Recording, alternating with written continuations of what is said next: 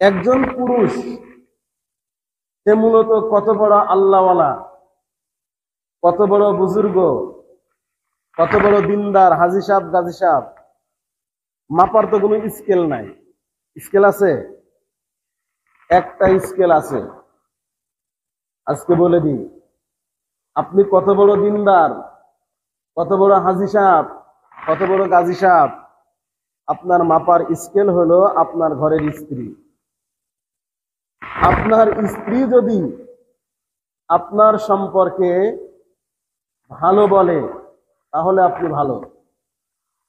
আপনার স্ত্রী যদি আপনার সম্পর্কে খারাপ কিছু বলে তার মানে আপনি সেটাই।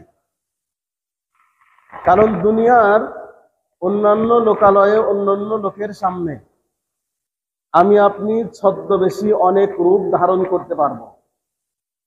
বুঝাইতে পারি নাই? গায়ের মধ্যে লব্বা একটা জামা পরে, আলখিল্লা একটা পরে, মাথার মধ্যে 10 হাত পাগড়ি একটা লাগিয়ে রাস্তায় রাস্তায় ঘুরলাম। লোকেরা মনে করলো রে বাপরে বাপ, এটা একবারে খাজা আব্দুল কাদের জিলানী। কিন্তু আসল চরিত্র কি এটা ফুটে উঠবে ঘরের ভিতরে। বাংলায় একটা কথা বলে, চোরের 10 দিন, গেরস্তের 1 দিন। আপনার আসল চরিত্র, হাকিকত কি, এটা আর কোথাও প্রকাশ পাক আর না পাক, আপনার ঘরের ভিতরে প্রকাশ পাবে। এজন্য নবী আলাইহিস সালাতু ওয়াস সালাম এটাই বললেন যে ভালো হও, তোমার পরিবারের কাছে ভালো হও, স্ত্রীর কাছে ভালো হও। নবী আলাইহিস সালাতু ওয়াস সালাম বলেন, খায়রুকুম খায়রুকুম লিআহলিহি, তোমাদের ভিতরে সবথেকে ভালো মানুষ হলো সে যে তার পরিবারের কাছে ভালো, স্ত্রীর কাছে ভালো। আর নবীজি বলেন, ওয়ানা খায়রুকুম লিআহলি, আমি হলাম আমার পরিবারের কাছে সবথেকে ভালো। সুবহানাল্লাহ বলেন।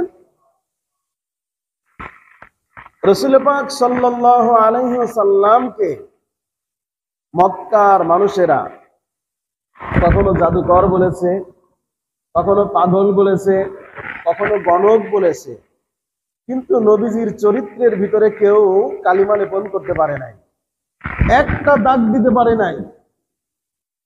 নবীজিকে কেউ মিথ্যাবাদী বলতে পারে নাই।